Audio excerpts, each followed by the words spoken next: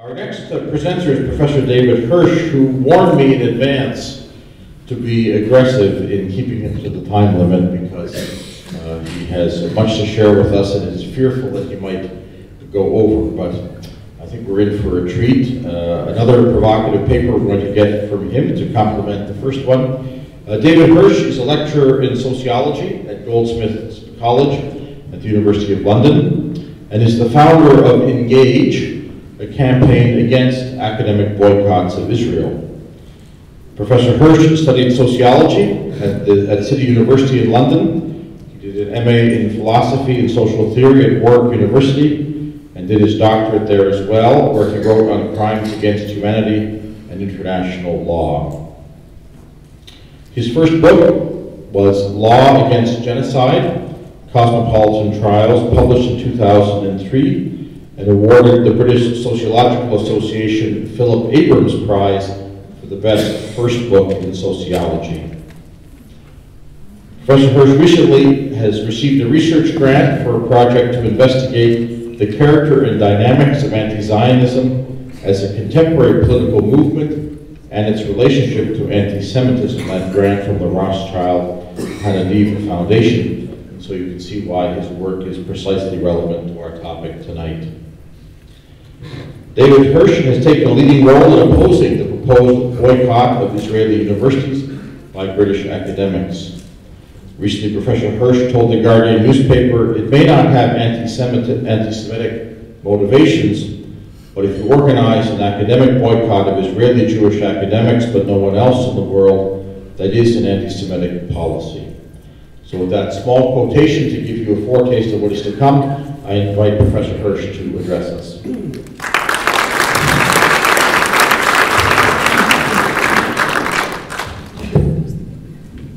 Thank you very much indeed. I'm looking around the room and I'm thinking that some of you at least are old enough to remember the struggle against apartheid in South Africa. And particularly COSATU, was the Trade Union Federation, which was central to that. It was the non-racist Trade Union Federation which opposed apartheid and which proposed a democratic replacement of apartheid.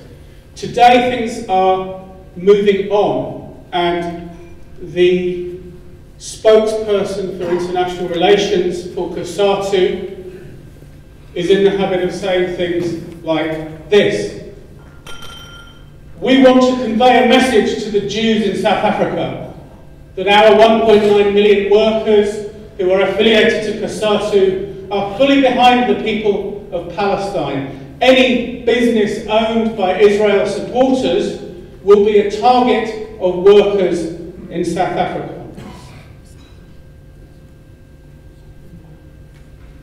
Anyone who does not support equality and dignity, who does not support the rights of other people, must face the consequences, even if it means that we will do something that may necessarily cause what is regarded as harm. Whether it is 90% of Jews, whether it is 107% of Jews, all of you are welcome to take the first plane, El Al Airways. And for some of us who remember COSATU in its heroic heyday, it's a very sad place for COSATU to go. The South African Board of Jewish Deputies decided to refer these speeches of Bongani Masuku of COSATU to the Human Rights Commission in South Africa. The Human Rights Commission is a constitutional body set up by the new model rainbow constitution of the new democratic non-racial South Africa. And in December 2009, the Human Rights Commission found that Bongani Masuku was guilty of hate speech, anti-Semitism. COSATU has stood by Masuku. COSATU has refused to negotiate, to sit down, to talk with the Jewish Board of Deputies, and has refused to apologise, and the case is now being referred to a legal court in South Africa. Now, I'm interested in this particularly from my end in Britain, because shortly after Bongani Masuku was found guilty of hate speech by the constitutional body of the New South Africa, he was invited to Britain by my trade union to speak in favour of an academic boycott of Israel. My trade union is called the University and College Union. It represents academics, college workers, and a whole number of people who work in universities. And it paid for Bongani Masuku to come and visit Britain in order to speak. It paid for a guy who had been already convicted of anti-Semitic hate speech. Well, perhaps they didn't know. So, me and my friends publicised what Bongani Masuku had said, and we publicised what the South African Human Rights Commission had said about him.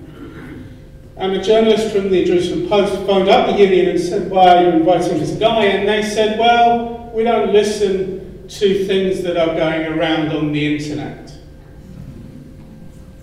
And that's how my trade union referred to the work of its own members, who were quite reasonably and rationally trying to show that it had made a mistake. So first the union invites somebody guilty of hate speech, and then when it's pointed out, rather than assessing its own action and perhaps changing its mind and perhaps wondering why it had done this, it writes off the people who are raising the issue. How are they able to do that? Well, the standard way of writing off somebody who raises an issue concerning anti-Semitism is simply to declare that they are speaking in bad faith. And they're speaking in bad faith in order to delegitimize criticism of Israel by calling it anti-Semitic. So that's the way in which my trade union was able to invite this guy to disregard our drawing attention to what has happened, and even to explain the actions of the South African Board of Jewish Deputies and the South African Human Rights Commission.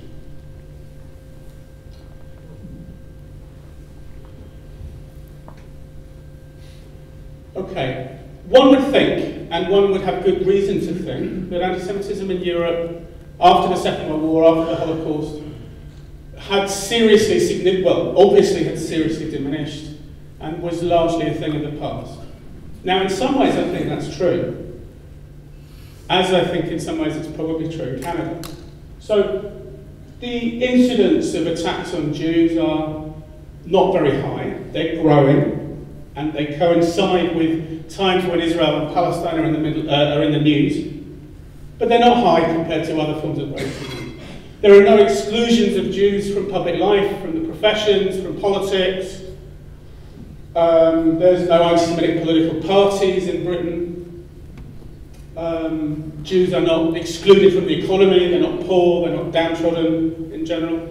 So there are lots of senses in which anti-Semitism is much less of a problem than it has been in Europe. Indeed, in a sense that the new Europe is built on the foundation of having overcome the Holocaust and having learned the lessons from the Holocaust. That's the rhetoric of the new Europe. So how is a Europe where anti-Semitism is a thing of the past, how do we understand that to be the case and at the same time understand stories like the one I've just told you about my trade union and Bongani Masuku? Let me be clear about one thing, I think. I don't want to come here and tell you that Britain is an anti-Semitic country, because I don't believe that it is. I think Britain, in a sense, is one of the best places there's ever been for Jews. I think there's a problem, and the way I describe it is I think there's a problem in my world. I'm a sociologist. I work in a sociology department. I'm a member of a trade union. I'm a member of the Labour Party. I read the Guardian newspaper. I go to dinner parties with, smart people. I'm part of the chattering classes. In my world, I think there's a problem. I don't think there's a problem in mainstream culture. And if you look at the popular press, for example, in Britain, you will find much more racism against Muslims, racism against blacks, and the rest of it. But in my world, anti-Semitism is the only possible racism. And my world is not insignificant, because my world is influential in a whole number of ways. We teach students, we become journalists, we become opinion formers, we write plays, we write movies. This is not all me, understand? So what is this thing, the new anti-Semitism? Take yourself back to 2001. Catherine already mentioned Durban. This huge UN conference which was held in South Africa in 2001. There were actually two conferences. There was an intergovernmental official UN conference. There was also what was called an NGO conference. And this was a huge event held in a cricket ground in Durban. Shortly after the new South Africa came into being, the Palestine Solidarity Campaign in South Africa and elsewhere was hugely well organised and was pushing hard on the hardline Zionism equals racism platform. And there was something unexpected that happened at Durban. And it was that hostility to Israel combined in a kind of toxic swirl in both conference halls and in the cricket ground and on the beachfront at Durban and in the city of Durban to create an atmosphere which properly frightened some of the people who were there, particularly some of the Jews. And remember, these weren't Jewish organisations particularly, these were people who were Jews who were going to a conference on racism. And Zionism was held to be the key form of racism on the planet at Durban. You might think that the problem between Israelis and Palestinians is a kind of small, local problem in the Middle East. At Durban, there was an organised attempt to construct Zionism as being the key racism on the planet. Right? So this is a way in which, see, anti-Semites have always understood Jews to be at the centre of the world, at the centre of everything bad that goes on in the world. And one of the things that happens with anti-Zionism is it mirrors that, it tends to reflect that by constructing Zionism as being a kind of keystone of a global system of imperialism, or a keystone of an economic system, or of an idea, the rest of it. So, something serious happened at Durban. Now, many of the Jewish activists who had been at Durban and who came out feeling very, very upset and shaken by what had happened, a number of them wanted to fly home. And a number of them were unable to fly home because when they got to the airport they discovered that somebody had put a mushroom cloud over lower Manhattan. 1 week after Durban was 9/11, which is a very interesting confluence of events. Because it seems to me that Durban and 9/11 and also the end of the peace process were the kind of significant events which we might think of as symbolising the new anti-Semitism. I think the end of the peace process is very important.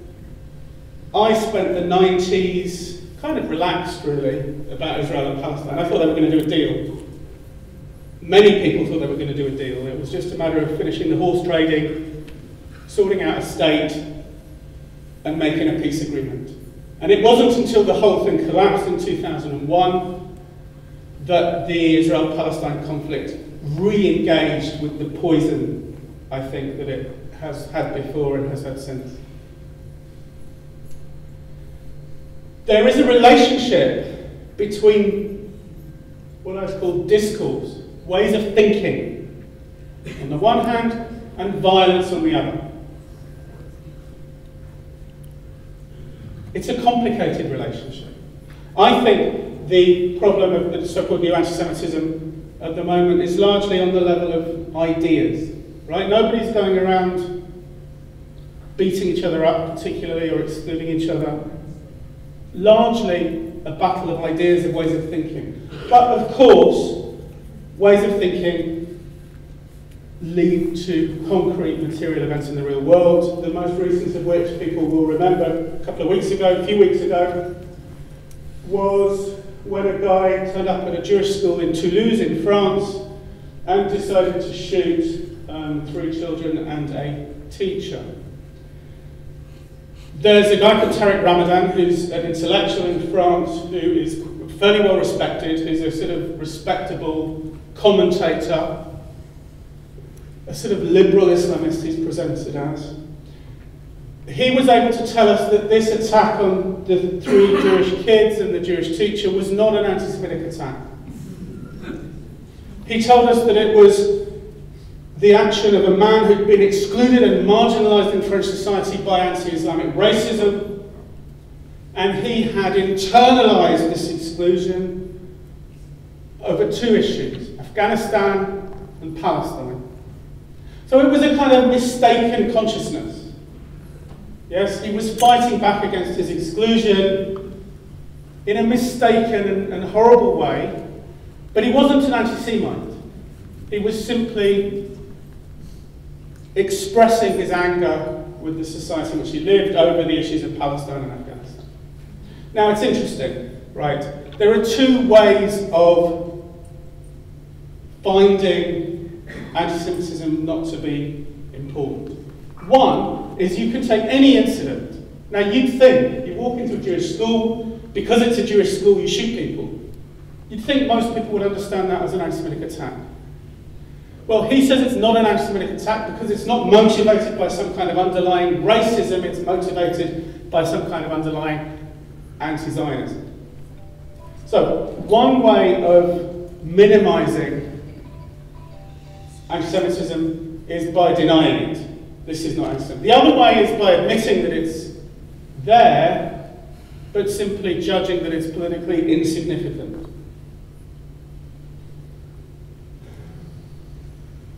It's interesting, isn't it, that during the moment of the attack in Toulouse, one didn't know who was responsible for it.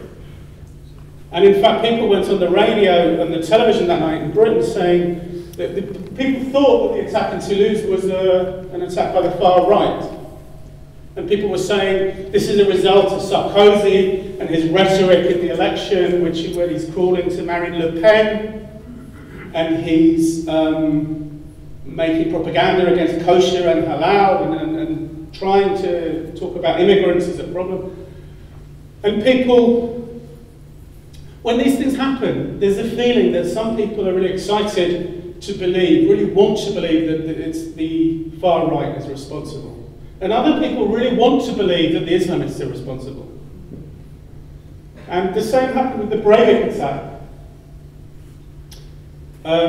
which of course was a far right attack. The interesting thing is that both look exactly the same.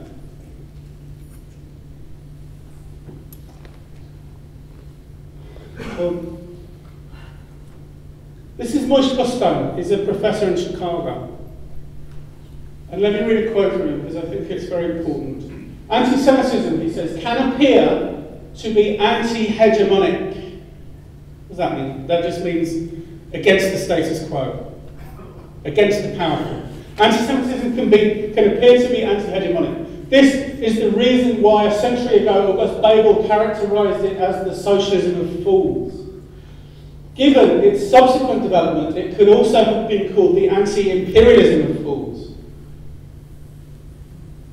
Moishe likes to do this in Marxist terminology, so bear with me. As a fetishized form of oppositional consciousness, it is particularly dangerous because it appears to be anti-hegemonic, the expression of a movement of the little people against an intangible global form of domination. It is, as a fetishized, profoundly reactionary form of anti-capitalism that I would like to begin discussing the recent surge of modern anti-Semitism in the Arab world.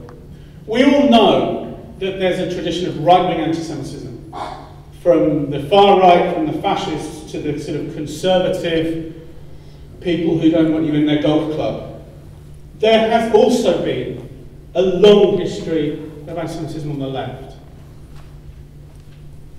And I think Moishe gets his finger on the problem when he says The left are people who want to be radical, who want to understand why the world actually looks like a conspiracy. And it does look like a conspiracy. You know, there's a few rich people, a few white people, a few men who seem to have all the power in the world in which we live. And it's a very easy step from there to anti-Semitic conspiracy theory. This is a quote from an ideologue of a far-left party in Britain. It's quite an influential party. It's called the Socialist Workers' Party. It's influential because it organises within the trade unions and it educates a lot of young people. Most people are only in it for 2 or 3 years as students, but it has a big throughput. This is what John Molyneux wrote. An illiterate, conservative, superstitious, Muslim Palestinian peasant who supports Hamas is more progressive than an educated, liberal, atheist Israeli who supports Zionism, even critically. This is in the Theoretical Journal of the Socialist Workers' Party. It's a lovely quote. Because what it means is that what you do and what you think doesn't matter. What matters is what you are. What you are objectively in some global positioning of forces. It's a classic Stalinist position, actually. And from there, I want to sort of hazard a guess, really, or to make a claim. Contemporary anti-Semitism is difficult to identify because it frequently appears in a form which resembles legitimate criticism of Israeli policy. I don't know how many of you can see the cartoon up there, because to some that would resemble criticism of Israeli policy, but others of you might have noticed that there's nothing Israeli about that image at all. Simply a Magen David piercing a child who's bleeding. And it's a very clear and classic blood libel image about which Catherine was talking. This is Seamus Milne, very respectable commentator in the Guardian newspaper. Seamus says this: Hamas and the support it attracts is only the current expression of a spirit of Palestinian national resistance to oppression and dispossession going back decades.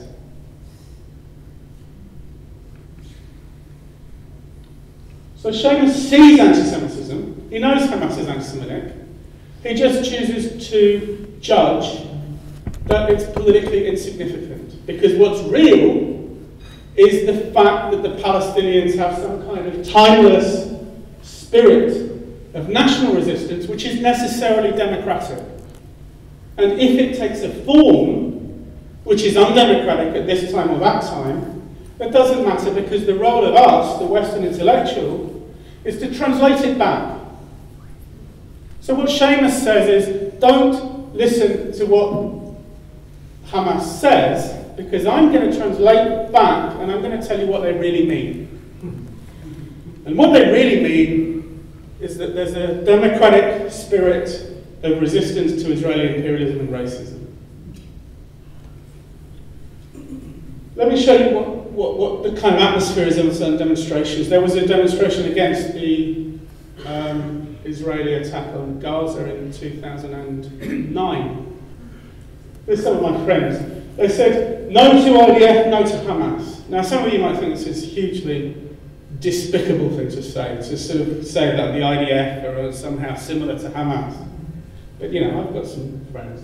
So, my friends put this banner up. Next, please, Dylan. And see what happened to the banner. Go on. The banner was taken down by one of the organisers of the demonstration and ripped up. Go on.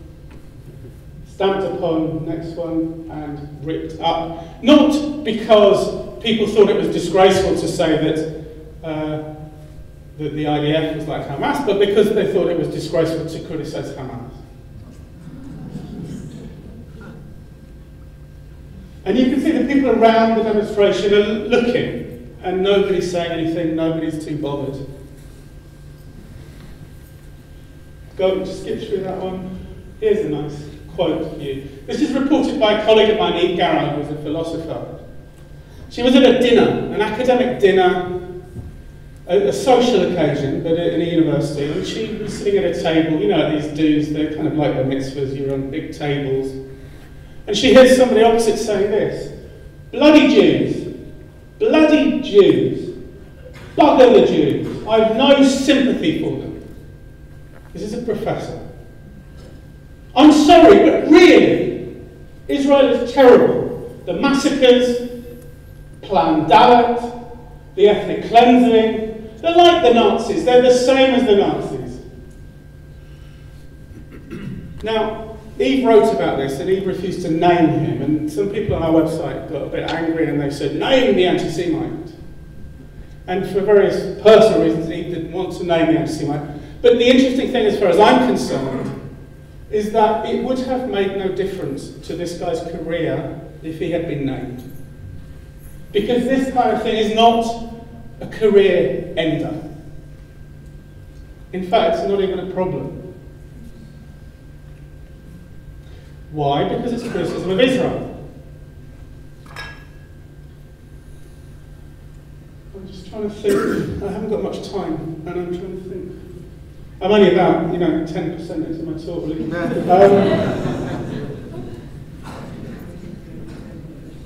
me have a look.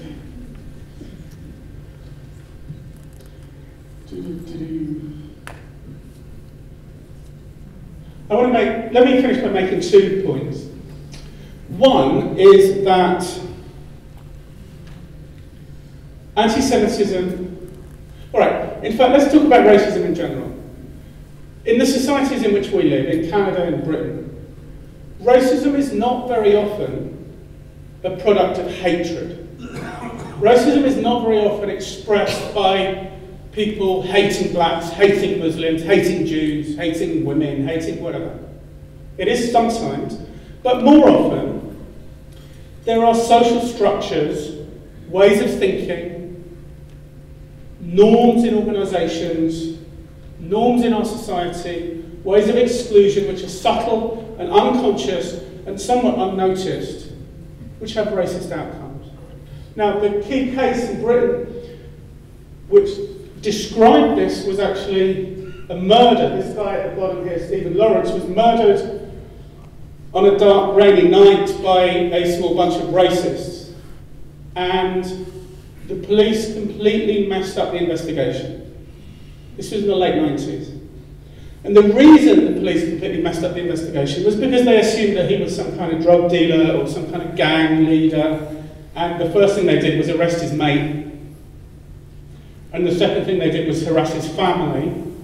And they allowed the racist perpetrators to go free. Now, it was a big scandal, and it went on for a very long time, and eventually there was a public inquiry by this guy, Judge McPherson. And what McPherson said in his report, in the end, was quite interesting. He said there's a problem in the Metropolitan Police in London of institutional racism. And he said, by that I don't mean that police officers hate blacks. I don't mean that there's some kind of political attempt to do blacks down. What I mean is that there are norms and practices and ways of thinking which made it impossible to find Stephen Lawrence's killers and to prosecute them and to put them in prison. Now, everybody understood this idea, this concept of institutional racism, except the only people who didn't understand it were the Police Federation, the kind of trade union for cops, who threw their hands up and they said, how dare you say that our people are racist? Everybody else understood the point. And the result, of course, was that there was a campaign run by the leadership of the Metropolitan Police against racism, an education of cops, and looking again at the structures of the police and all of that kind of stuff. Now, I think contemporary anti-Semitism is similar. I don't think it's perpetrated by people who hate Jews. In fact, the opposite. All the anti-Semites that I know are people who are very clear in their opposition to anti-Semitism. Right? And they're not joking. They mean it. They actually hate anti-Semitism. They carry anti-Semitic ways of thinking. The two I gave, for example, Seamus Milne John Molyneux, both of them have lifelong records of opposing racism and anti-Semitism. Yet you've seen that they're able to write the most astonishingly anti-Semitic things. So, anti-Semitism is carried by people who don't understand what they're doing. It's very important because it partly explains their confidence.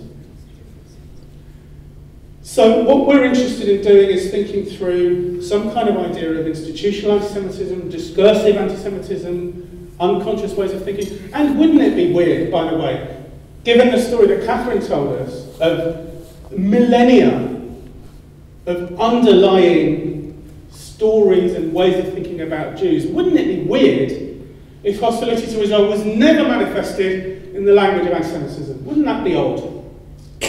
Yet, of course, the anti-Zionists feel it necessary to insist, to use forms of words like anti-Zionism is not anti-Semitic.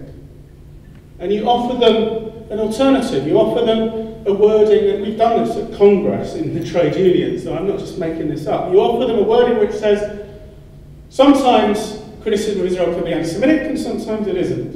And when it is, we should worry about it.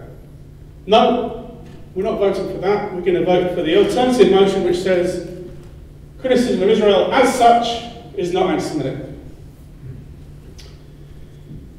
Okay, I'm going to stop there, and hopefully we will have time for some discussion, and I will say a few more things. Thanks.